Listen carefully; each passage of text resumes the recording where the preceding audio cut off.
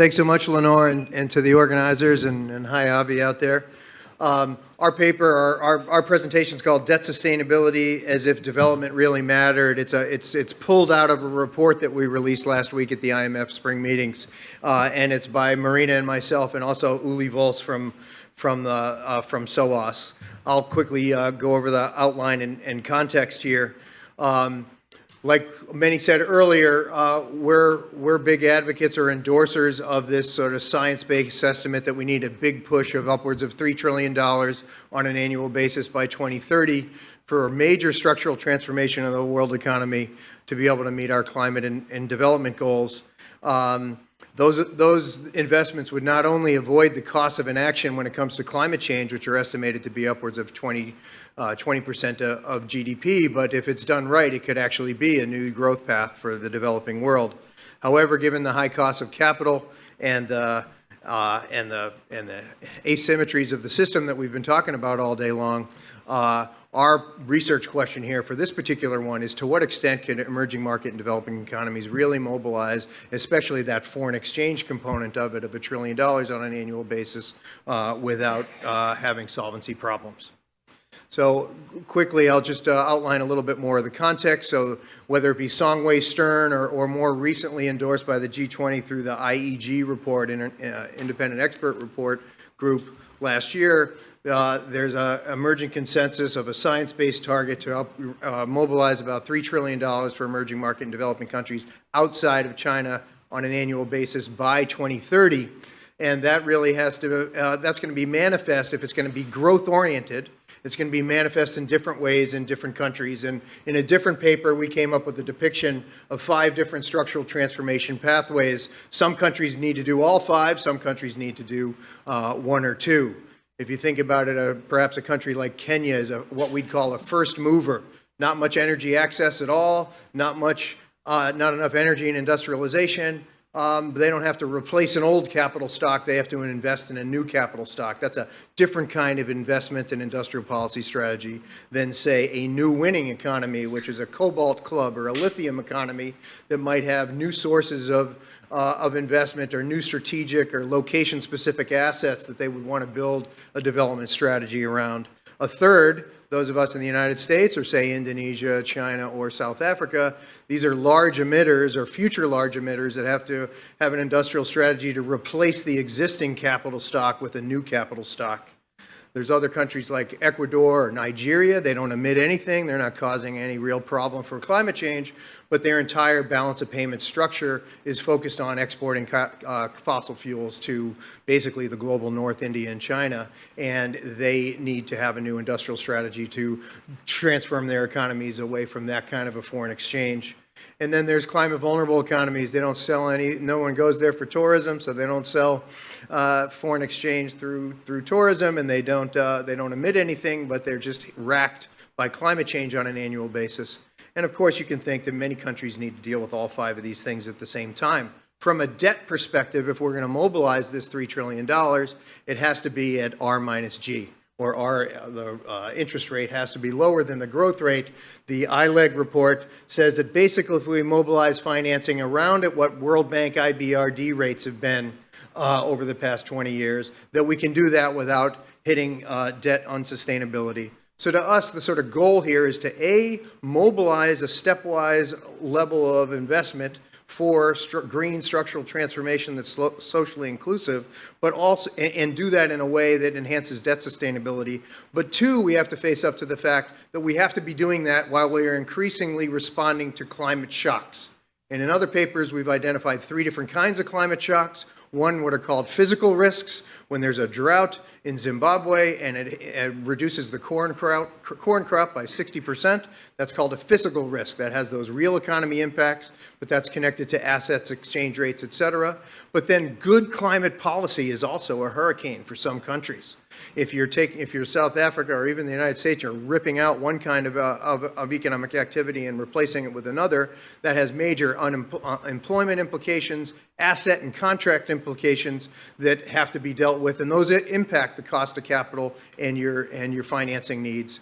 And the big one that we've done some papers on are what we call spillover transition risk. When one country has a CBAM or when one country just hits net zero, when a bunch of countries, especially the big emitters, hit net zero, that can have a real negative impact on fiscal space in developing countries. We did a paper with Sapal, Esteban is here, that looked at the impacts of net zero on the big hydrocarbon emitters, not emitters, hydrocarbon producers in South America.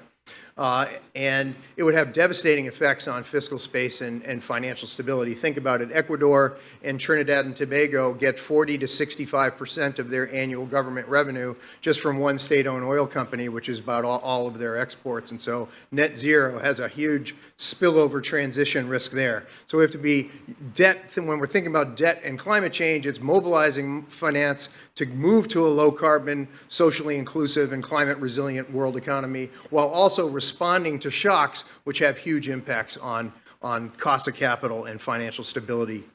What we can't do is go to private capital markets. That sort of rescued the world in 2020 because markets were so low. No one wanted to go to the IMF at 2%. They went to private capital markets at 4, 5, and 6, which shows the implicit cost of an IMF program.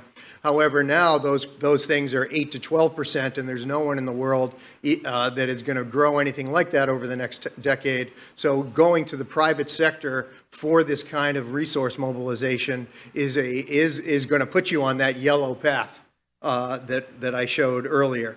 As we know from last week at the spring meetings, net capital flows to developing countries are now negative, around $68 billion. So they're taking your climate finance and your Asian Development Bank finance, and they're turning around and paying Standard Chartered and the Bank of China with that financing. In 2017, the high level was $771 billion. We need to get to $1 trillion.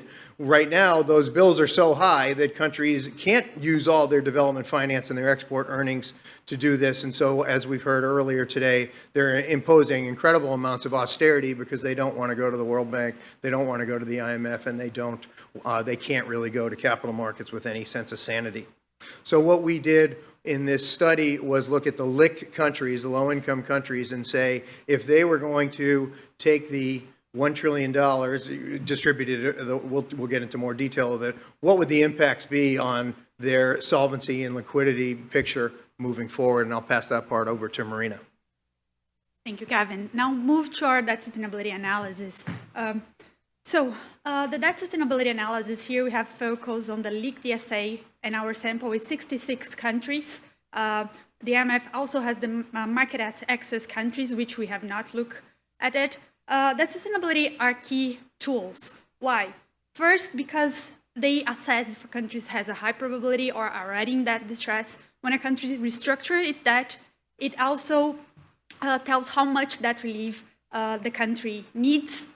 And finally, they also assess how much grants countries can have, for instance, when they go to the World Bank. So they are key factors. And at this moment, beginning the spring meetings, the World Bank and IMF are revising their LIC DSA. So it's a key moment to be discussing this tool. The LIC DSA and also the MAC DSA, they have key flaws. The first one is that they have underlying projections that are often an overestimation. They often downplay the negative impact of austerity policies from the IMF. They also ignore the interplay between public and private debt, because we know if we have problems in the private sector, the public sector is going to come on and rescue. So they do not also recognize the balance of payment constraints. So these are some of the flaws, key flaws of the debt sustainability analysis. And for us, a key one is that the DSA, they ignore climate shocks and also ignore SDGs and climate investment needs. So of course, when you assess debt relief needs, it goes as an under assumption, right? Because we are not including key investments in the calculation. And for us, ignoring these aspects means that we can misguide policy decisions, because at the end, you underestimate the number of countries that need debt relief and the amount of the debt relief needed. So what have we done in our exercise? So despite the issues that we see in the debt sustainability analysis from the IMF and the World Bank, we decided that we would discuss in their own terms. We know that our people changing the whole structure of that sustainability analysis. Our friends from UNCTAD are doing work with this, but here in this report and in this paper, we decided to play by the rules of the IMF, that sustainability as it is. So, as we said, we only focus on low-income countries, and our period time is 5 years, so from 2024 until 5 years coming now. So, of course, as I said, we are using the IMF parameters. So we use the IMF thresholds, which depend, the level of that burden that you can, they assume you can have, depends on the country's, institutional capacity. We know, we have discussed earlier in the earlier session that not necessarily these thresholds means that sustainability, but this can be a sign how markets are actually less tolerant to that in emerging market developing economies. So we are taking this in the exercise. So here we made 3 key changes in the debt sustainability.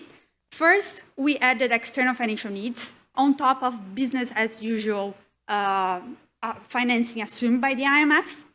We focus on external because for us, the balance of payments in the external financing is key and a key impediment for that sustainability in developing countries.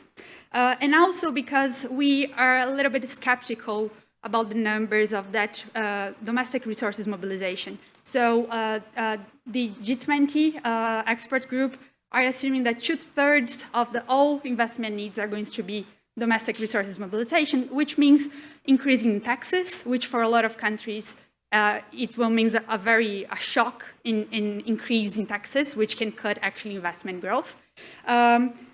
They also assume that we will have a global tax sources, but it will take time in the next 5 years, not necessarily it's going to occur. So we are looking to the external part. Also, the second point that we adapt from the debt sustainability is that we boost economic growth of these new investments. So on top of already over-optimistic assumptions of the IMF of growth for low-income countries, we also assume that for every $1 that this country is going to invest in SDGs and climate, 1.2 billion is going to increase the GDP of this country. So we are giving a boost on economic growth as well, but also bearing in mind that in these countries, the propensity to import is very high. So we need to, the necessity to develop is going to mean that a lot of technology imports is going to increase. So we need to take into carefully the ratios, the growth ratios coming forward. And the third point is that we also assume shocks. So in our exercise, we give a shock when countries have climate, shock in GDP, when these countries have climate floods, for instance. And we also have a shock if interest rate is going to be higher for longer. So these are the key assumptions of our exercise. And then we compare, taking these points into account, we compare the new trajectory of the DSA. So what have we found? So this is just the distribution of resources that we use. So what we found in our exercise? In 2022 and 2023, we would have 19 countries that would not, that will be below the debt sustainability threshold of the IMF. As we increase the investment needs and the investment finance also with the growth, we will find 40, in the baseline scenario, we would find 42 countries out of the 66 in our sample that will breach solvency indicators of the IMF. If we consider the shocks, additional 5 countries will breach the solvency indicators of the IMF. So with these 47 countries, we're calling them the new common framework, which we are saying, we emphasizing the need of preemptive and that relief for these 47 countries should be a priority, so they could then mobilize resources for a sustainable growth and development. Here's the map. The gray one are the ones that are out of the scope. You're not saying that they are in debt distress or not. The blue ones are those that need that relief, mostly in Africa. And the other ones, the 19 remaining ones, are the ones that we assume that they will benefit from liquidity problems, liquidity arrangements that could bend the cost of capital. This is very important that they bend the cost of capital because, as Kevin said, the cost is currently very high. Anything to add in the exercise? I recover? Okay, so these are these 47 countries that I mentioned. They have around 400 billion in stock that should be renegotiated. As you can see, they have a very spread group of creditors that they own. So a debt relief mechanism should be considering all the creditors. It's necessary that all creditor classes are involved. Just 2 more slides and then I'm done. So this is, we are doing projections, but the issue of debt distress and physical space is now. So these are some data from UNCTAD showing a comparison between health and education investment with only interest rate in developing countries. So a number of countries, they're spending more on interest rates, interest service alone than on health and education. Our project, we have developed a proposal on how to tackle the debt crisis, both the ones that need restructuring and the ones that need to bend the cost of capital. We can discuss this in the Q&A if you're interested. Now, just to conclude, our findings suggest that we need to reform the debt sustainability analysis of the IMF. This is a time to do now, and it's very important that we include investment needs and climate shocks. The G20 framework should be reformed and not gradually. It needs a reform now. Of course, sovereign debt mechanism that is binding would be better, but in the short term, the G20 framework should be reformed. Finally, we also need credit enhancement for the countries that are not in that distress, but it's important to have it clear those that need to solve the solvency part and those that need to liquidity part. So I will stop it here and then we can discuss more in the Q&A. Thank you. Yeah.